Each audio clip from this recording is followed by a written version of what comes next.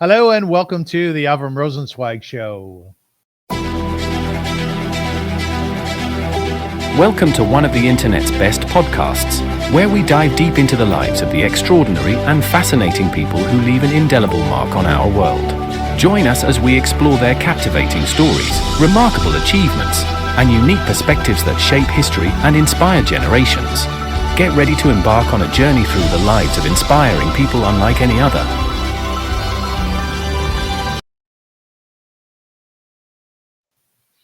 Hi, folks, and welcome to the show. Indeed, I am Avrum Rosensweig, and I am very, very happy to be here. Delighted to be with you. I hope everybody's well. I remind my listeners and viewers, and perhaps those new ones who are coming today for the first time, welcome, that the reason why I do this show is that I want to remind people that we live in a most beautiful world, despite perhaps a cloud hovering over us, that our accomplishments over the last 6,000 years or 2 billion years, whatever your predilection is, have been magnificent. Only to look out my window and to see the architecture that has been accomplished in my neighborhood, how the roads run, how people dress, what we contribute towards those who are more needy than us. There are so many accomplishments that we have to see and we have to look at and we have to be cognizant of and not get caught up only in the challenges, the difficulties of the day. It's very important that we count our blessings. So that's why I do the show. And I do that through inspirational interviews. And today I am very, very honored and very, very happy to have with me Ivana Chubbuck. And I'm going to tell you about her in a moment. She is indeed a highly inspirational person. And I welcome you to the show, Ivana. Well, thank you. I thank you for having me. You're welcome. Ivana Chubbuck is the creator of the widely adopted Chubbuck technique, an acting method taught in universities and accredited studios all over the world.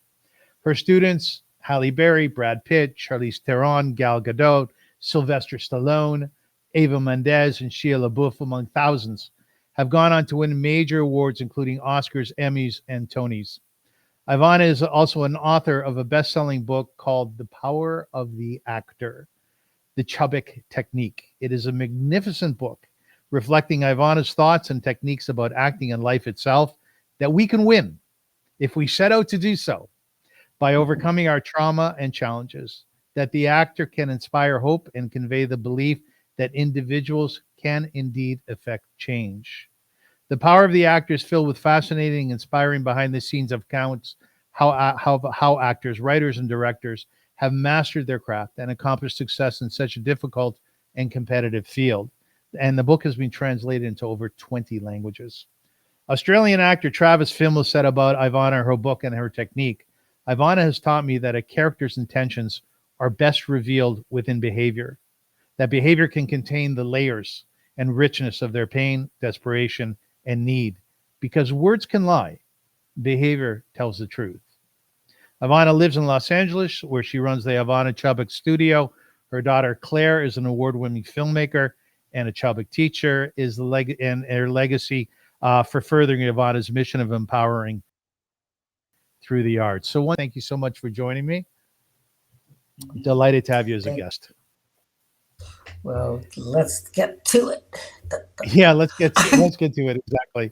I firstly, I was very interested in your last name, Chubbuck, which is actually your married name, right? And I Yes. don't know if you know this, but it derives from the Old English word chub plus the Huh. diminutive suffix oc. And you know what it means? Huh. It means lazy fellow. Whoa, that's not me. That's not you at all. That's Not not me. you at all, right? Ivana Chubbuck. It's a lovely name. Oh, It I must be. did that, so it's like I'm not taking that on because Gottfried, my original maiden name, means freedom and creation of God. So I'm taking that one. That's the birth name. As you ought to, actually. I'm very much into human behavior as you are. In fact, as we talk more so about your technique, I think, the viewer and the listener will find that so much of what you do to teach actors and actresses has to do with one's behavior, has to do with the idea of winning, of becoming victorious over one's trauma. Uh, and, reading up on your history, it becomes obvious as to why you might have gone this route. Your mother, God bless her soul, she was not, let's say, a friendly mother. She was not affectionate in nature. In fact, she was quite abusive toward you.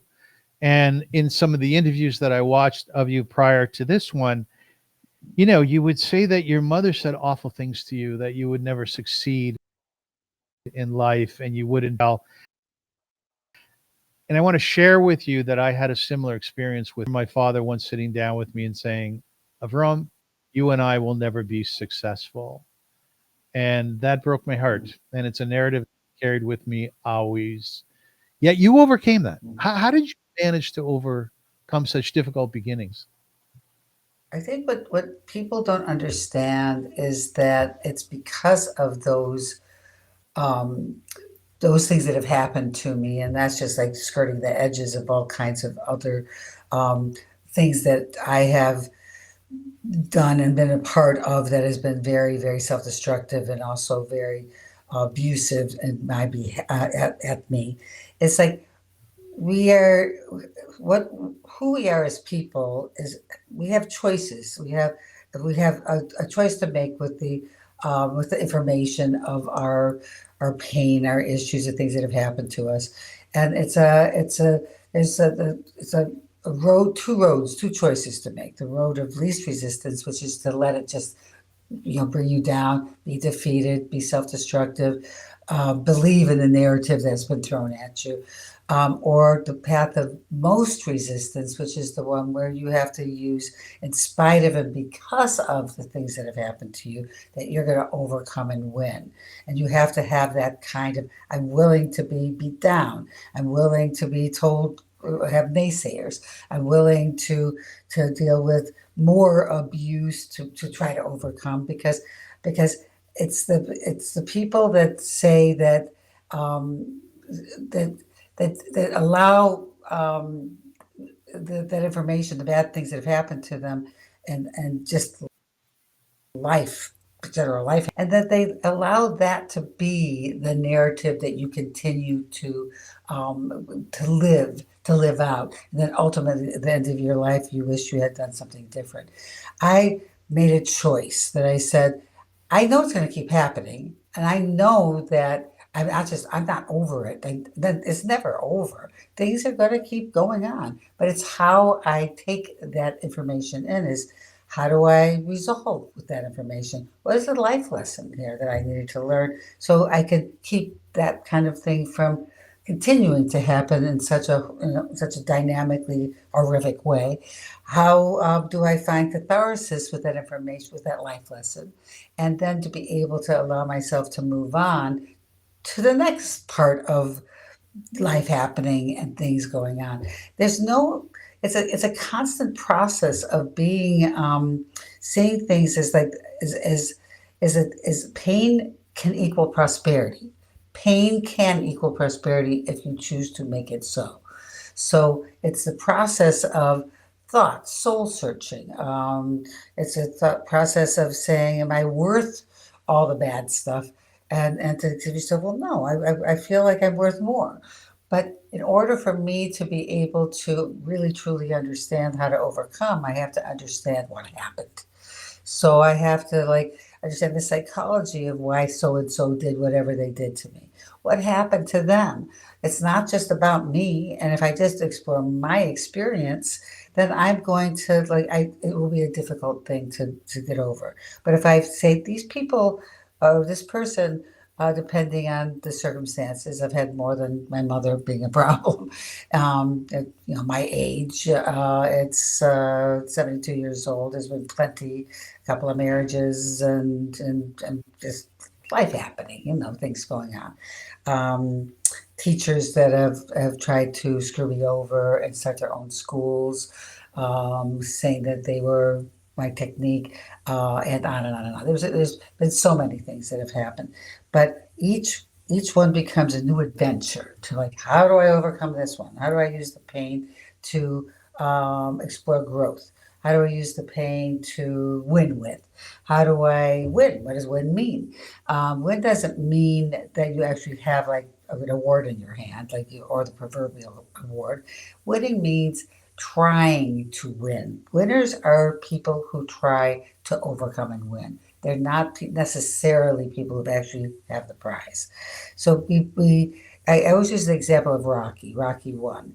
Rocky One is like he is. It's an iconic movie because he didn't win the fight, but everybody remembers that he did win, and he did win. Mhm. But because he tried to win so heartily, overcoming obstacles and obstacles and obstacles, that people say, this guy's a winner. So they remember their takeaway is he won. And that's what we need to do in our own lives, is not to think if I don't get the prize, that means I'm not a winner. Being attempting to overcome and win makes you a winner. This is a super important thought process, because then you can move on and be able to say, I did everything I could. So I'm going to win in spite of it, because of, in spite of it, because of. It's in spite, but also because of. And I wouldn't be the person I am today if I didn't have my mother. Truly, my mother made How does me a that work? survivor. How Are does you that work? grateful to your mom? Well, it is one of those like kind of an oxymoron version of grateful, but but it's Right. like the concept. The concept is like if I could go back in time and say she didn't do the stuff she did, of course I would take advantage of that. But time machines don't exist yet, and so I can't change the past, but I can change the way I see it. So I see it as like the underbelly of what made me the person I am today. I chose not to let her narrative be mine. I chose to say I'm going to help other people find their own personal narratives that have been thrown at them, to be able to say, how do you change that through your acting, your writing, your directing? How do we do that? There's a 12-step system in the book. Mm. There's all these stories, about, star stories about how people utilize that information and their script analysis of the part that got them the award or success, or just people loving what they were doing. The kind of thing that people, we need to get people to relate via our character, but our character is personalized so that with our own stuff, so people are going, this person is me on this journey. Now I self-destruct with it, but I'm watching someone actually win with it. Well, then maybe so can I, and it gives people hope. So I always tell people that our choices are, they cannot be just your pain splayed out on the table, because nobody needs to watch that. The bottom line, if you really want to watch pain, profound pain, just look in the mirror. That's what I always say. True. So the thing is, if you want to give people something, do something with your work, with your art, to change. I call it empowerment through the arts. Then you have to make choices that you're doing that, so you're showing people how to do it. You're giving people hope that they Ivana, can. Yes. one of the things that people often ask me is, Hmm. you made choices, i.e., me, and I did make choices to make my life better. I had a certain vision as to how I wanted to be, and I thank God every moment that I had the wherewithal to make a good decision in life and to push forward and to accomplish many of my goals. Now, there are things that hold me back. I do have those walls that I just have not gotten over yet. I turned 65 yesterday, and I'm still trying to get over those walls. But I think the question that a lot of people ask is, you were abused as a young person by your mom, the woman whom you were supposed to be protected by. Yet you ultimately made a decision to create a very, very productive, beautiful life, to have a wonderful daughter whom you're a good mother to. What do you think it is that allowed you to make that decision where other people are still struggling to get there? Okay, I'm gonna repeat, because it's a really important concept.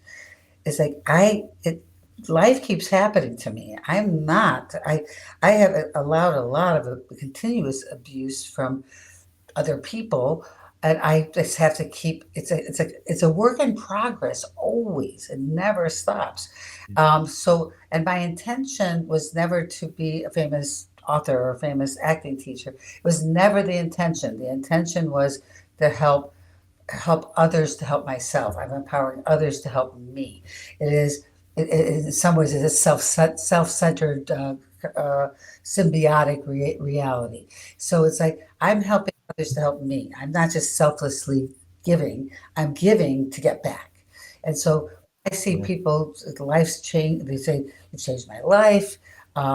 With similar things that I'm going through currently, so it's never over.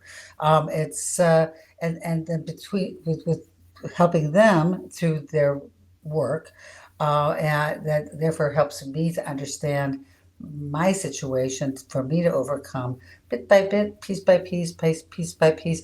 But there's always going to be like there's going to be times where I wonder. It's I'm all about empowering other people and with great success, and whatever fame comes from it is incidental to me.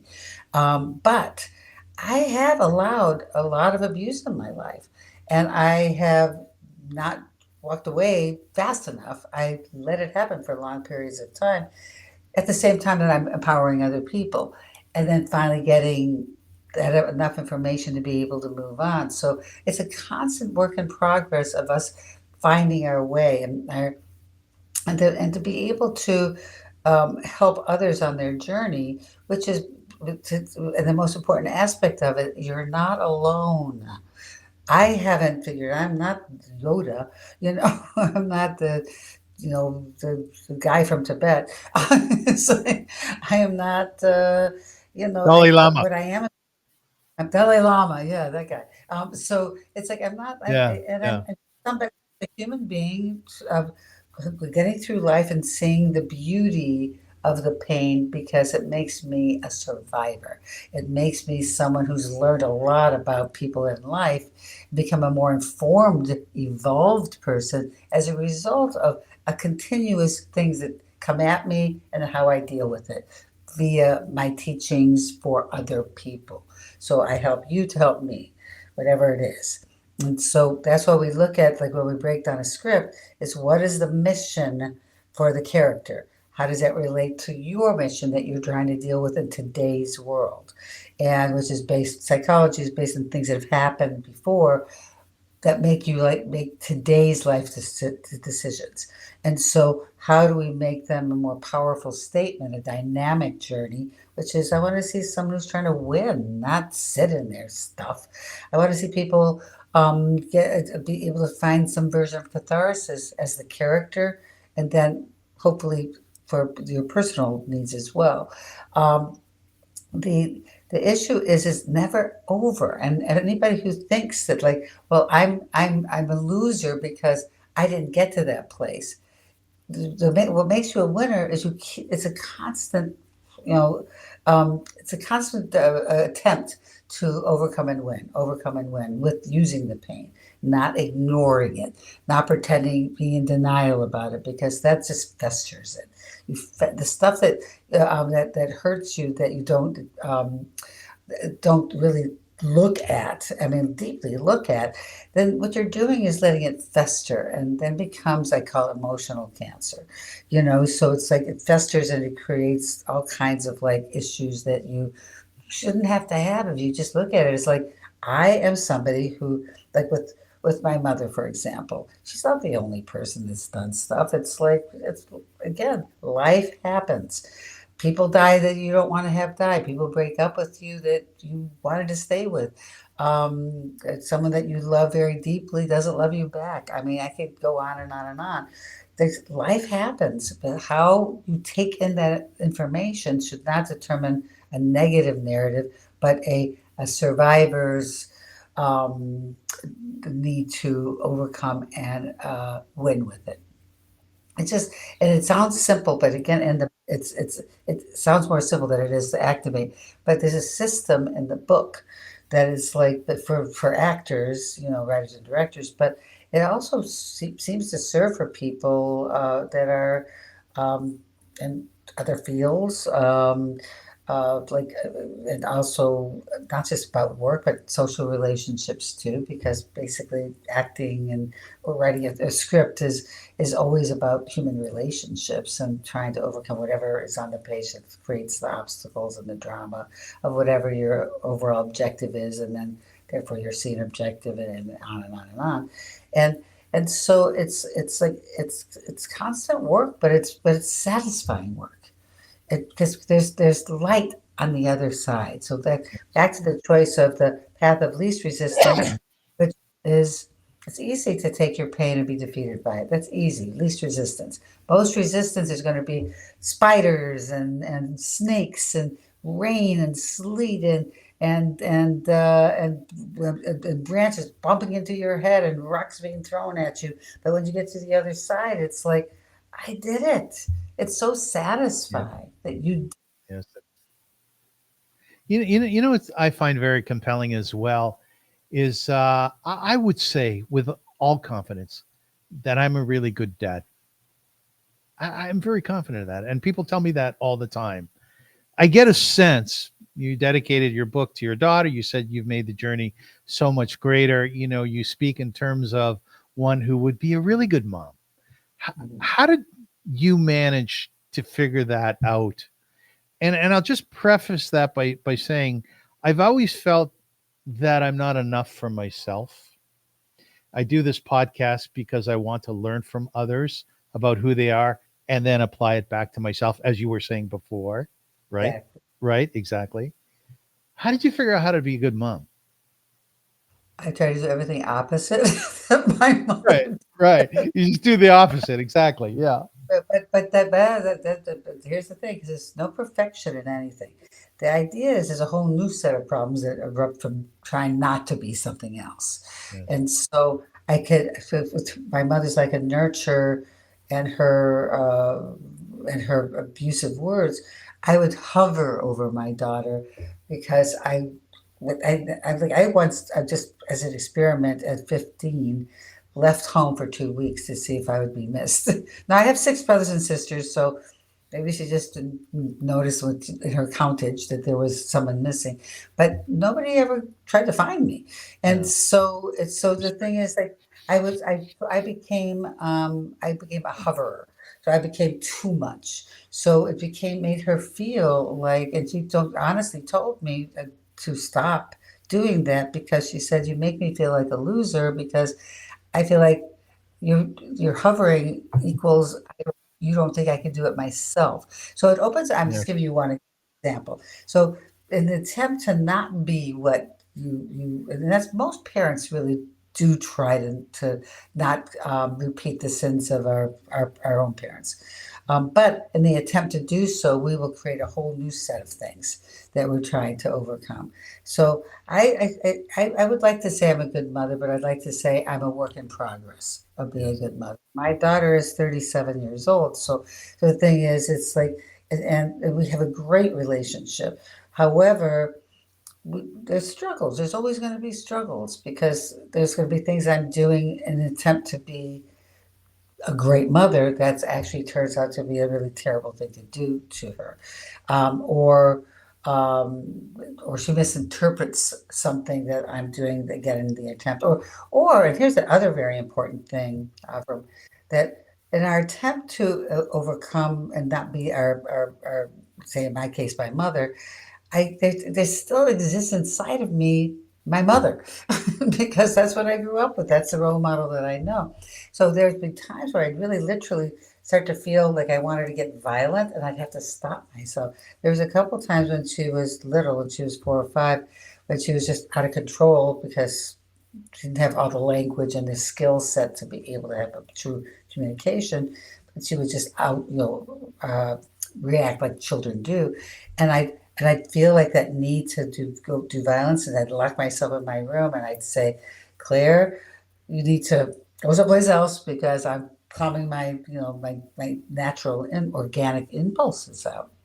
And also, one of the things that's important, like I always use science as my breakdown of human behavior, is that that trauma is genetically connected. So my mother's trauma of being molested when she was 13 by a family member, by her uncle, is that she that trauma passes along to me, and then therefore passes along to my daughter. So then, there's, what are we going to do about that? Because that trauma also affects my behaviors, and that's that they just came up with that as a fact Yeah. about Right. 5 years ago. So Yes. like there's all this like new science stuff that comes up about human behavior that I take in. This is what I use to be able to just keep adding to the human experience to make really cool decisions for my the script analysis for my people. Have you felt deep love in your life, other than from your daughter? Has someone loved you deeply? You asked if someone loved you deeply. You didn't ask if I love someone deeply. But so yes, I've Well, had. you seem like a really loving person. You really do. Oh, yeah, You're. I love a lot of people. And I love you, man. I love you too. I love you too. But have you been loved deeply? I have been loved deeply by so many people all over the world. It's like it's I have the best life because wherever I go, I love you. I love you. You changed my life. You're magic to me, and I have that all over the world. I mean, Yeah. truly, I really love. And do I love them back? Absolutely. I've had two marriages. They were based in love. Stuff happened later that made it not such a loving relationship, but we were in love when we got together, and but again, life happened, and abuse came my way, and then I had to deal with that. Yeah, love has been, and my sisters, brothers, we love each other profoundly. When the proverbial poop hits the fan, what happens is that we get together. We're a strong, solid unit. There's a lot of love that surrounds me. Love was not the issue with my mother. I don't doubt that she loved. She just was abusive, and then she was mentally ill, and so she had no control over whatever triggered her to her bouts of like insane, violent rage. Um, so it's I understanding now more about human behavior. I can forgive her behavior. I can't. I don't have good memories of it, but I can forgive her that. But I also know that this is not really about me. This is about me exploring with between me and you how to help others through either being a really good audience to the people that coach with me, or are being taught by me, or taking the book and figuring out ways they can like take that information. It's just a good philosophy of life. Take the pain and the insecurities and fears and embrace them because that's what makes you special. Stop the shame. The shame is what stops you from being uh, spiritually and emotionally successful. You talk about working with Charlize Theron, who's a number one, one of the number one actresses in the world today, and you were working with her on her script and how to deliver her character. Mhm, And her brother died in a car accident. mhm. And I was thinking to myself, Ivana, that is a very, very deep trauma to go through, Yeah. especially the immediacy of it. I lost my sister during COVID, and then her husband died shortly afterwards. It was overwhelming. And I was thinking to myself, how would I appear in a film? How would I take that trauma, as you said, and turn it into something productive? Win. How would I be hopeful? So, how did you actually do that? Well, this happens all the time. This happened in class last week with someone who had lost their husband to a motorcycle accident 2 weeks before. And I said, "You don't have to do your scene in class." And she said, "No, I want to," because the whole concept of this is taking current stuff and trying to figure out how to deal with it in a way that's going to help you heal faster. um, in the work. And she said, "No, I want to do it." And she ended up doing it, and she using it. And she was so free in her work, and she was doing all this like beautiful stuff that wasn't it's not talking about emotion, but just exploring life because death had happened to her. So she had this, and it was just profoundly um, compelling performance.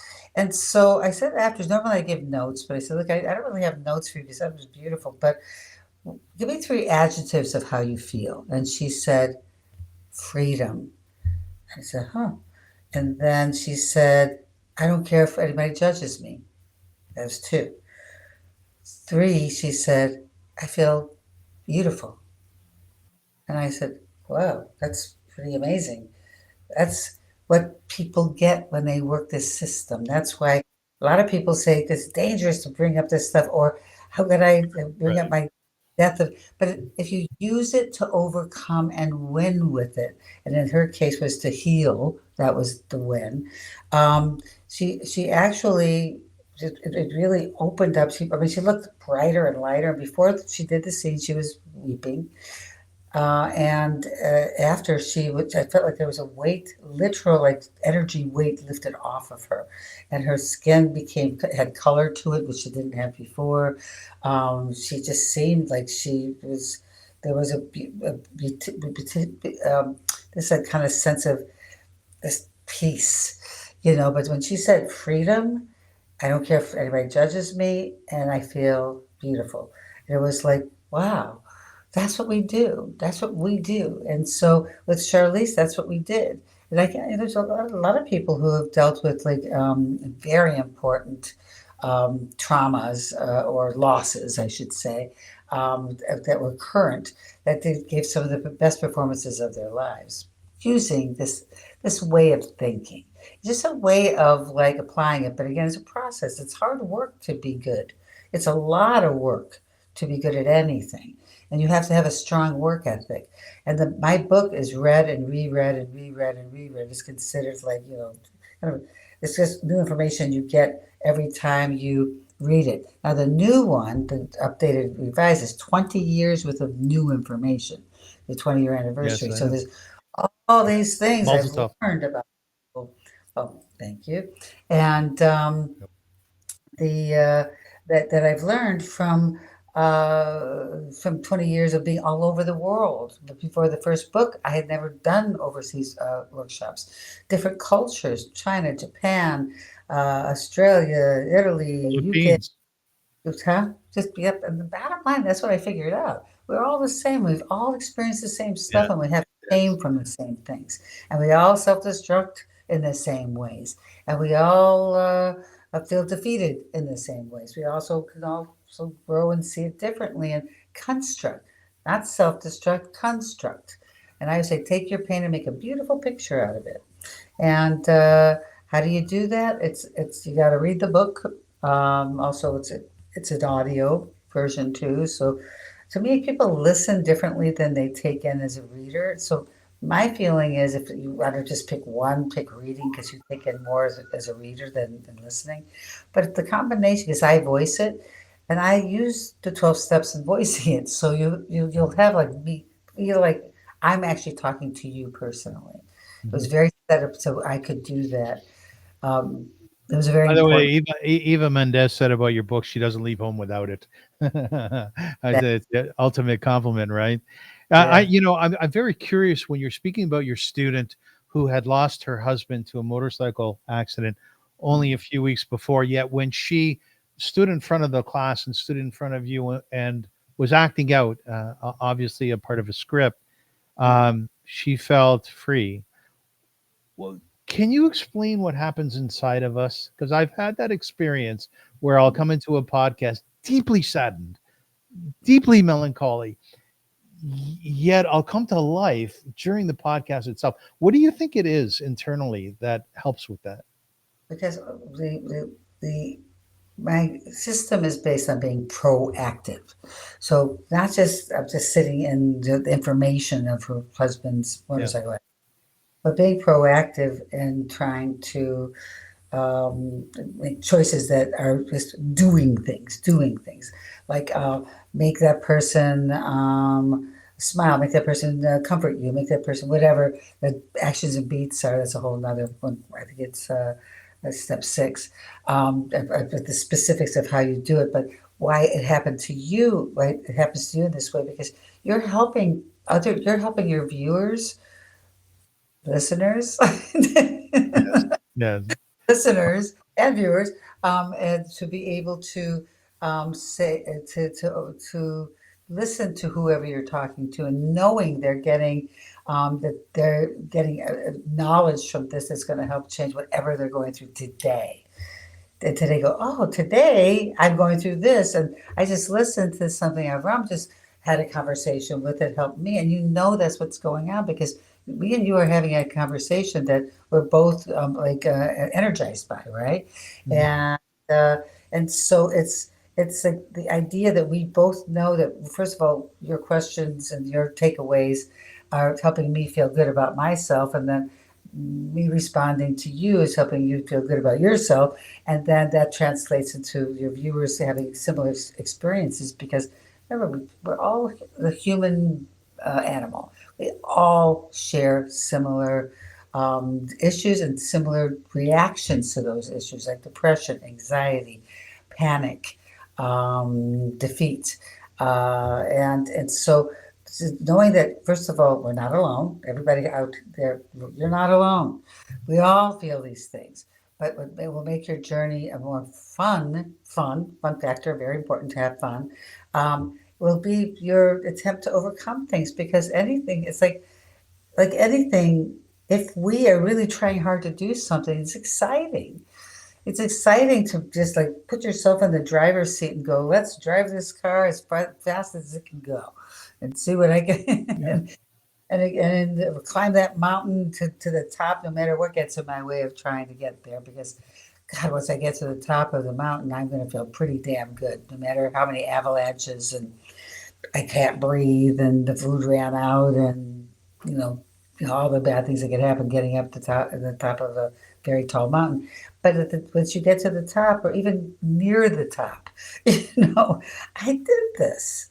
I did this. And the being proactive is it's a difference between sitting and stuff, which makes it even more depressing, which makes it even more more anxiety because all you can do is think about what could happen, and then and because what could happen is your fear of things you have no control over, you know. So it's going to get bad, and so if you just are proactively trying to go after some kind of change or resolution, it doesn't. It takes away the fear that you're going to have something really bad happen to you because you're so busy, you're focused, tunnel vision into getting it. You know, you have a marvelous sense of being in the present. I love people who are excited, you know, who are excited about. I tell people all the time, I'm so deeply in love with life. And there's not as though I don't have many, many foibles, you know, and things happen to me, as you were saying before about yourself. There's shit going on all the time, right? But I just do my very best to embrace as much as I can. And I try to pass that on to my listeners and viewers, right? Yeah. I want to ask you, you've dealt with A-list actors and actresses in your career, Halle Berry being one of them, Brad Pitt, Charlize Theron, as I mentioned, Sylvester Stallone, Eva Mendes, Shia LaBeouf. I'm interested in your work with Gal Gadot, and the reason I am is because she's Israeli. I'm a deep lover of the Jewish people and of Israel. And I often watch her during her interviews, and she also seems like she is extraordinarily present, that she's aware of what's going on around her. Did you find with her that there was a sort of uniqueness about her character because comes from a country that is so under siege? She herself has been a soldier. Was there any of that in terms of your relationship with her? Well, this was a while ago. This is before Wonder Woman, and in fact, I have a story in the book about the the fact that what we were using. The first time I met her, I was doing a work. I have a school in Israel, Tel Aviv, um, and she was a star, but she was a star as a model, and she wanted to take my classes. Before she started like really acting. She was acting some things in Israel, but not like the international star she became today. Did a scene from Hitman, the one of the original Hitman. There's so many Hitman movies. But anyway, it was a long time ago. And so the main thing about her character was that she was trying to get her power back because she was being she was put in a place where she was the character where she was kidnapped and made into kind of a slave for men and had to give them sexual favors and then her leaving that and then having a thing about being empowered by her pain to overcome and just really become an empowered woman. Now she at the time was and most people aren't, most especially women are give away their power. And so even though she's from Israel, it's still true there as much as it is anyplace else in the history of history. Like women, like if you got Orthodox Judaism, they have to be at the back of the synagogue. They have to be covered up if they're married. They have to be. You can't have sex with them on their period because they're dirty. It's like they're. And I'm just not. I'm not. I love the Jewish religion. I love the fact that. That the tradition is of talking about thousands of years of survivors. I mean, talk about survivors. The Jewish people are definitely that. But women are just told that you're not as good as men, and it's been in the history of history. And that's my cultural anthropology background. So she was coming from a victimy place, and I gave her notes that would help her be a more empowered female in this piece. And then she started working with me privately in auditions and things that when she had some of those coming up, and we just worked on empowerment, being not taking the victim out of being a victim if you're playing someone who's victimized, and how to become this like empowered woman and her choices. And to me, what's interesting here's a person that we worked so hard to make that be so that the first thing that made her famous was Wonder Woman. Isn't that cool? It's a great story. And so, Yes. but again, I'm not making a comment that just because someone's in the military doesn't mean that makes them, because there's social uh, realities that women and you as a man don't understand because you don't never had to experience it. But it's just a matter of course that we've had to fight the good fight, but we often lose. And so this is the history of history. Literally in all societies around the world, it's like there's always the women have to take a not only just a back seat, but oftentimes we're considered less than human. And it's so it's the the issue is she's I want her to represent for women out there that and that was part of the things we talked about was you need to represent for women out there that you're not alone and two there's answers. You don't have to accept the stuff that's being thrown at you that you're not as good as men are. And so and so that's why Wonder Woman. There's been so many movies like that where women are like empowered, but they haven't made the same impact as her movie Wonder Woman did. Why? Because she used this way of thinking that we have to not only Mhm. do it for ourselves but for the world, and mostly the women world. And although men do suffer from, a lot of exactly the same issues, women have historically had that foisted upon them as that is who you are. Do you know that what's interesting to me is back in the day, the concubines of different countries, they were the only ones allowed to read and write and know the arts and understand music or any of the arts.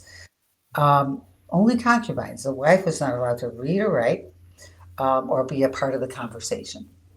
They were there to make babies, and that's the history of many, many, many cultures, and so it's this is what we've inherited, and but for me, it's like I'm helping empower just men and women. And if dogs would let me, I would help them too. Joke, okay, Yes. because they already just love bugs, you know. Anyway, bottom line is we need it. Human beings need it, especially during times that, like again, my father was a Holocaust survivor. Times that we're dealing with right now, where we don't know, where people are attempting to um, create some version of oppression or continue an oppression or whatever. And it's our jobs is, to me, I used to tell my artists, you're an artist. You have the best pulpit of all, better than any religion, because more, it's like even people who have no money, they'll have a television set.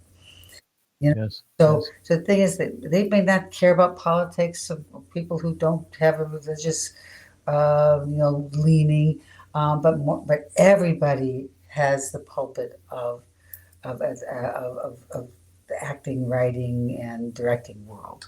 So your job, your obligation, is to be able to help change the world. To empower them through the arts. Yeah, I thought that was a fascinating point that you've made in other interviews as well. The idea is that more people watch movies than go to church, you actually Right? said. And I'm thinking, yeah, Yeah. that is true, It, right? So your pulpit is enormous, yeah. enormous. I want to stay with sort of this the cultural road that we're on. I know that you've worked with Jim Carrey. Jim Carrey is a Canadian. He's a Mhm, comic, funny as hell. mhm, mhm. Do you find, be it with Jim Carrey, who's a Canadian, or you work in the Philippines, you work in Russia, you work in Israel, the United States, that you adjust according to the culture? And it's in essence what I'm saying is when I speak to my American and sisters, there is a different awareness in America than there is in Canada. We speak differently, we respond differently to things. Do you have to adjust according to the culture? No, because I'm talking about basic primal the human animal. So the human animal Yeah. exists in everybody, not cultural. What I do is avoid the cultural reality because the idea of breaking down a script is like is meant for everybody to relate to. So I want somebody in Timbuktu to be able to relate to somebody in South America also relates to. And the only thing that equates all the cultures, all the communities, all the because like art has no geography because it is about having everybody relate to it like this is my experience too, and it can't be if you change it up for each person's cultural realities. And so I just go right to the science of being of the human experience and what makes us tick, the survivor instinct, the need to win, it's a primal need because there's archaeological fact that before man became even upright, that they played games of sport and contest, which means that the primal need to win is ingrained inside of us. Mhm. And so that aspect of things is millions of years old. The concept of theater is 2,000 years old from ancient Greece. And so the idea is like doing the math of millions of years, we have to like deal with a primal reality. What makes a human being a human being? What are their needs? What do they suffer? What they do to overcome whatever they're suffering, whether it's emotional or physical? Because there's always the survival instinct gives us answers. It's the psyche that doubts and it stops you from continuing on the journey of like solving and creating change and education. And so what we have to do is not only not allow the doubt to make our choices, but to embrace the doubt so that we can be fearless. But we can't without embracing our bad stuff. Our bad stuff has to be embraced so that we can understand the good stuff. Basically, bottom line. So if I want to be fearless in a choice, because that's always more exciting to play and to watch, is that I need to understand my fear. If I if my if I want to get my power back, and that is what the piece is about, I need to understand my powerlessness. It's called the yin and yang of life, and I'm certain, but I'm not positive that there's something about that in the Old Testament, and so and in the I'm sure. Torah. So the idea that you can't understand, what you want to accomplish without understanding what drives that need to accomplish it, and that's why the Torah will be looked at for the until at the end of time, because there's always something more to glean from it, something more to learn from it. Because it's not 2 plus 2 equals 4. It's 2 plus 2 equals orange. And what does that mean? Two Yeah. plus two equals shoe. 2 plus 2 equals the roof. I mean, whatever. The point is that there's all those things that I always tell people. It's so fascinating to me. People are so fascinating, but you have to look at the science of what makes us tick, because that's what makes it so fascinating. And so we're not looking at my mother caused me harm, or my husband died in a motorcycle accident. We're looking at what happened to me in my system that affected me so strongly that I realized maybe I took this person for granted, or I realized that that person was someone that I was overlooking all the abuse that I was getting from that person. But you start to explore, because the death makes you have to like look at things and really, really examine and to me, I love exploration. Be curious. Be, I think the most important thing that people can be is be curious. Why? Why? The power of why. Why is this? Mm. So does this affect you because this person you allowed abuse for so long, that you didn't look at it when it was happening, but the death helped you understand that, no, I don't want to do that again. I gotta change some of the way I look at things. And do I deserve that, for future reference in other relationships? Or this person was so kind to me, and I wasn't very grateful about that when it was happening. So I gotta like tell people that I gotta learn from that. That I gotta tell people how grateful I am that they were there for me during a time, or just to be there, sit and have dinner with me. So well, the thing is that it's our takeaways from tragedy, from our fears and our stuff that's happening to us, our takeaways to learn from. Everything has the ability to be able to learn and grow and evolve from everything, good and bad. And so it's like but it's up to us to do it, because most people don't. They just keep on thinking my life is bad, and that, oh, yet another thing bad has happened. That's just my life. So be it. Well, the so be it, people. It's like, get over yourself. It's like, change it. Yes. You have the power to do so. When you're working with an actor and actress, will you bring abuse in your life that's happening at that time to the fore? Will you include that in your teaching? And part B of that question is, I'm thinking about all the actors and actresses that you've helped, and you're bringing out their unconscious. You're bringing it to the fore, and you're saying be victorious with whatever your feelings are, whether they're bad feelings or good feelings. Win with those. Have you ever helped one of your clients through your work, through a difficult period? They may have said, Ivana, I have to tell you something. I'm going through abuse right now. And you worked it through acting? Yeah. And so what I do is, it's also in the new book. It's a thing called emotion. It's called emotional diaries, and it's a quick way to get to your subconscious, the place where we don't go to, because our conscious mind there is our natural body's checks and balances to keep us from having to have our subconscious be available. So if we just lived in our subconscious, we'd be in pain constantly. And something that maybe happened 10 years ago it feels like it happened just now. And so a conscious mind, our checks and balances are is a way to keep it changes narrative, it negates, it denies, it forgets. But our subconscious is it's all there. So how do we get to the subconscious? There's a way to do that, and then a way to because the way this particular exercise works is you give it a prompt that gives it a purpose, and so that you take that this happened, but I'm going to do this with it so that I can use it to overcome and win with it. And the prompt gives you that. But it's a very, you have to, it's 30 pages in the book to how to do it, but it's really helpful to bring that stuff up.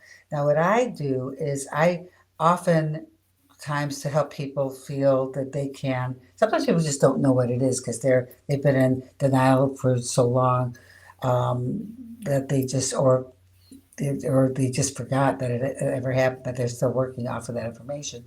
So that exercise is super important, and it also drives you to win with it. But that's how it's structured. However, are there times when I'm just talking to my actors, directors, or writers, and I say, well, this character is going through this. I know what that feels like because I talk about my present stuff or something that may have happened in the past. But I talk about my worst the worst stuff that's happened, or some of the things that I've achieved because of the worst things happening and how I dealt with it. But I'm very real and very open, and then that it gives them permission. That happened with Yeah. Beyonce. It's like she was already famous. A lot of the people you're talking about were not famous when I met them. They were like the system helped them become famous. And there's some people like Sylvester Stallone who was already famous before. And but we're just helping upgrade his work and his ability to explore acting from a new place. And so the taking the advice. So with Beyonce, what I did was I said, "This is what I think is your struggle." But this is, I'm going to tell you how I relate to that because I told her my struggle. And then she just felt comfortable to open up. I mean, like literally within, she says it in her, one of her, the biographies about her, that within 10 minutes I had her crying, but a good crying. Like, it's like, oh, yeah, I feel so, like I can really use this in my work and all this stuff. And it's like, what happened with Beyonce was this is before she started writing all the music about women's empowerment. Mhm. And so we were using a lot of like how to empower with her pain and her issues and her stuff. And she called me a year later saying, "I need you to watch or listen to Single Ladies," which is her first foray at women's empowerment conversations in her lyrics and her music. And she said, "Because it's our work together that I put into this, I think you'll be very proud." And and I was indeed, and all the music she's done since then is all about empowerment to human beings. That's why she went from pop princess to becoming an iconic musician. And it's all because she gave people hope through her music and the lyrics of her music. And so this goes, that's what I'm saying. It's, it's something that we have to look at. You're not, again, I keep saying you're not alone, you're not alone, but like that's why I always let people know my stuff because I got lots of stuff. I got lots of stuff, and because I'm Jewish, I take a great deal of pleasure in my guilt. It's So do part I. of I get it's part that. of the DNA. It's like I feel so guilty. I Why am know. I? I get that. I don't have the guilt. I don't know who am I anyway. Ivana, when Beyonce gives you that nachas, as we call it in Jewish, that Yeah. pride, does it stay with you, or does those old voices creep in? How long does the pride stay with you? Well, that pride stays forever. My self doubt is the one that creeps in. I'm always gonna be proud of her. My feelings towards the other people that will stay forever, 100%. The feelings about how I am not good enough. That comes in creeping in all the damn time. And just even in this book I rewrote and rewrote. The first one took 4 years of like 25 rewrites for the first one. This one is like it's so much writing and rewriting to bring in the new stuff because I really want this to people to really get it and like really easily get it and be able to change their lives through just reading of the book after my passing, legacy stuff, you know. And so I really feel good about it, like on the outside, but I have a lot of doubt that other people are going to feel the same way. And I feel that that's okay. My doubt makes me work harder. I always tell actors when they're about to go off and do something, um, uh, when they're really, can I pull this off? I'm afraid. I said that means it's going to be good because we have doubt. We raise the bar because we feel like, oh, I have to add more. I have to do more. And so we do. And then we said, I still have doubt, so I do more. That means it's going to be better. But if you've said I'm finally done, um, go with God. I'm done. It's not going to be good. Doubt is a see. This is the thing about I call it the spin. You could spin anything into being a really good thing or a really bad thing. Anything. Like rain. Rain is gonna make my naturally curly hair wet and very awful. It's going to conceivably put holes in my roof. Maybe there'll be some flooding. That's the negative. The positive, it's going to make my plants grow, make them beautiful. But plants to also grow to create food on the table. And the rainbows that usually follow a good rain. It's like something to look forward to. It's like you could spin anything. And so doubt, I just spun doubt, which could also bring you into that place where you just feel um, very depressed. Or you could take doubt and say, I need to do more. It could be better. That doubt is something um, uh, provide forward motion, proactive motion to change and growth. And I can take anything that people see or myself because I did. Look at I'm paranoid as the day is long. So I mean, if I send a text out and someone doesn't answer like within fairly short period of time, I'm not talking minutes, not hours. I'm just, what did I Yeah, do? I've been known to send text saying, whatever I did that you hate me now. It's like, I'm sorry, but I don't know what I did. So let me know what I did so I can fix it. I And get people, that. no, it's big. So, but now it's funny because I tell people it's funny. I said, you're going to get a text if you don't respond to me because I'm going to think you hate me. So, so everybody knows and they make jokes about it because, and as they should, and I make jokes about it but I can sit in my paranoia and that's because most people have are paranoid to my extreme, maybe not so much, but everybody experiences paranoia, so that they just take it on and she's being funny with it. So I'm saying we relate. Mine may be a little bit worse or a lot worse, but the thing is, you relate, and I can make a joke about it. It's it's like, and then my own private time of being like, I give myself, I call it morning time.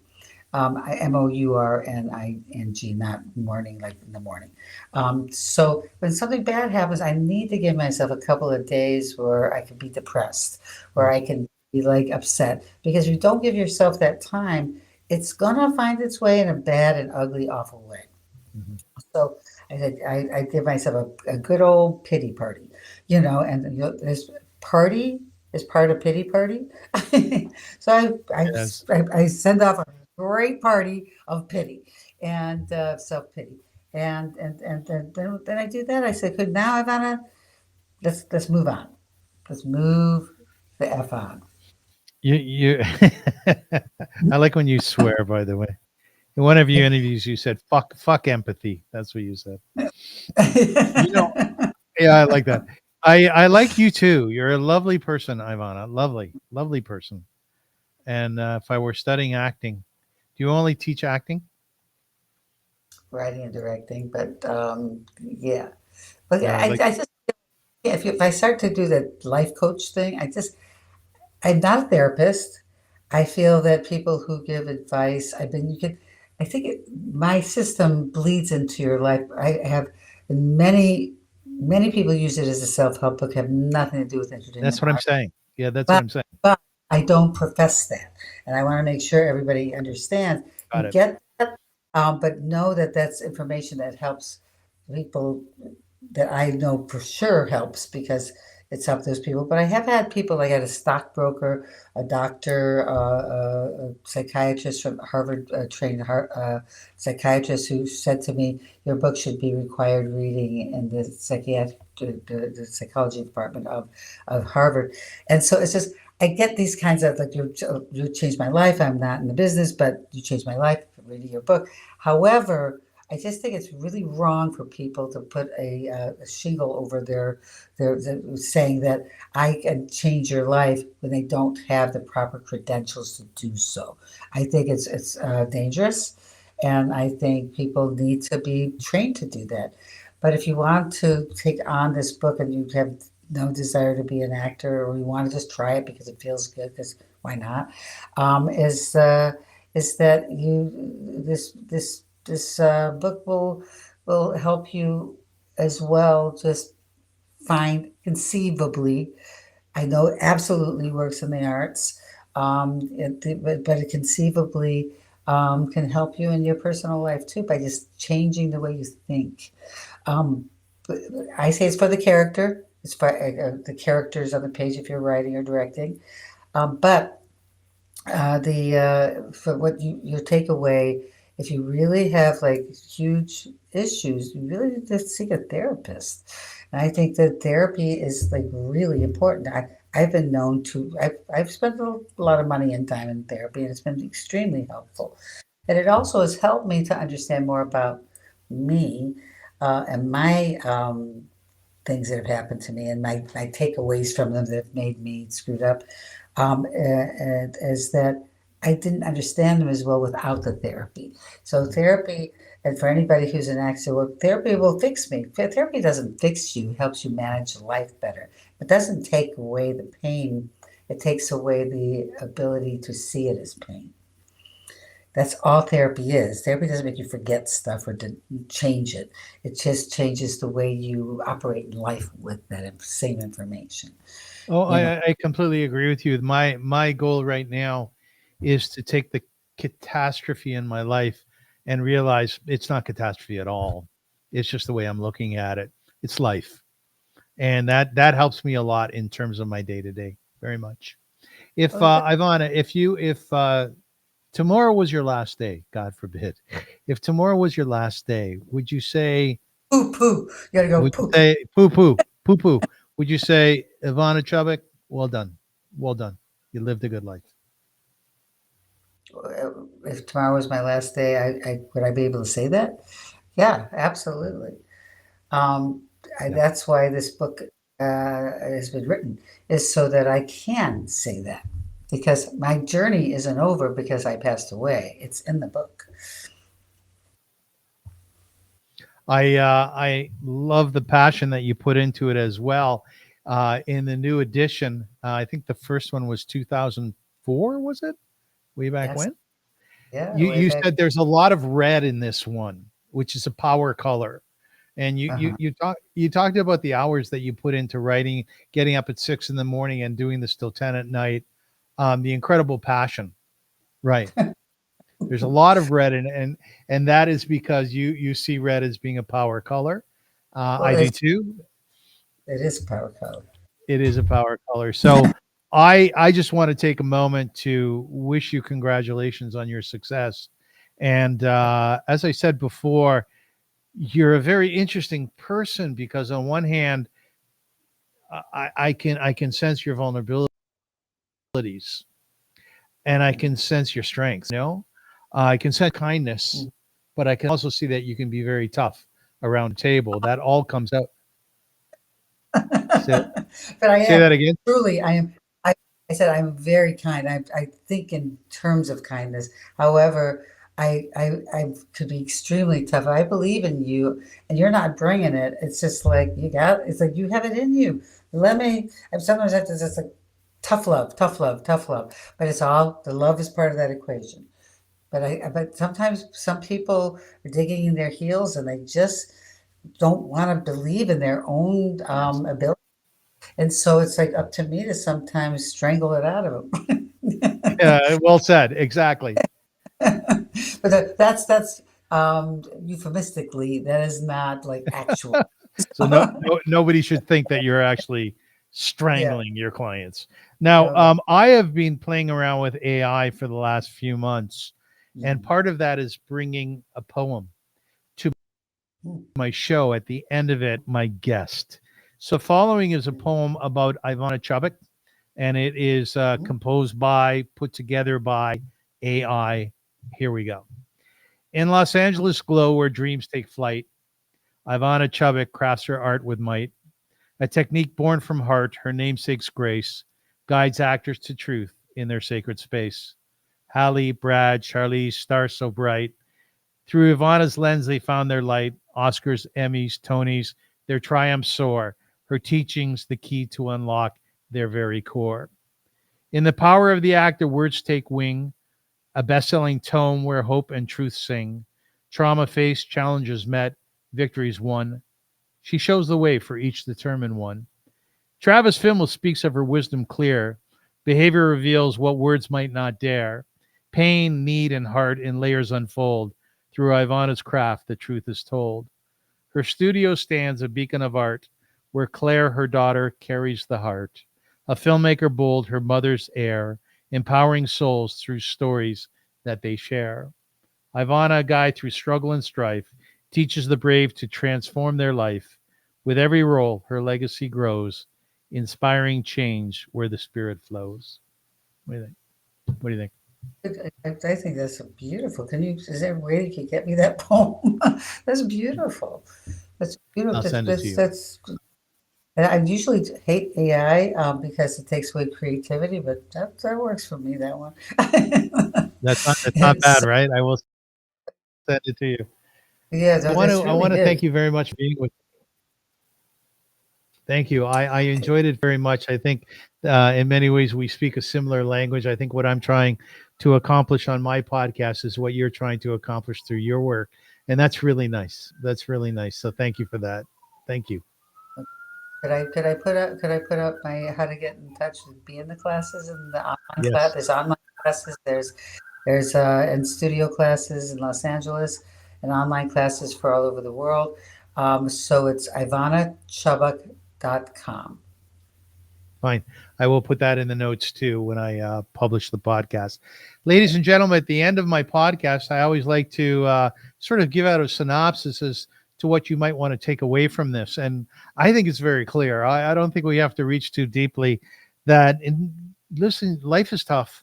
And no question about it. Some people have it more tough than others. And I've seen that in my work with the homeless and the impoverished. But I've also seen people who have gone through circumstances that are absolutely dreadful rise up and accomplish great things in life. And despite the abuse, as an example, Ivana Chubbuck went through when she was young, um, she managed to become renowned for her work and to stand up proudly and to work with A-list actors and actresses and regular folks around the world, right? Take a lesson from that. When things are extraordinarily tough, you know what? Don't sit back and say, "Oh my gosh, how I can never overcome that." No, flip it around like Ivana says. Turn that into your power. Be a winner. Be victorious over those difficult times because that's what life is all about. Ivana, do you want to add to that at all in conclusion? Uh, yes, I just want to say never give up. Yes, and never give up.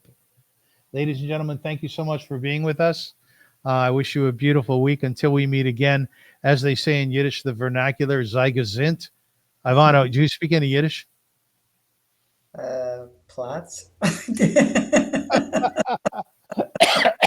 Plutz is a good word. I could plots at this wonderful interview. How about that? Plutz, the Plutz, sei gesund. All right, Yeah, we'll see you folks soon. Thank there you was very no much. gas. It was all good. I'm very limited in my That's unit. okay. You speak other languages, English very well. Thank I you, got folks. you. First and second.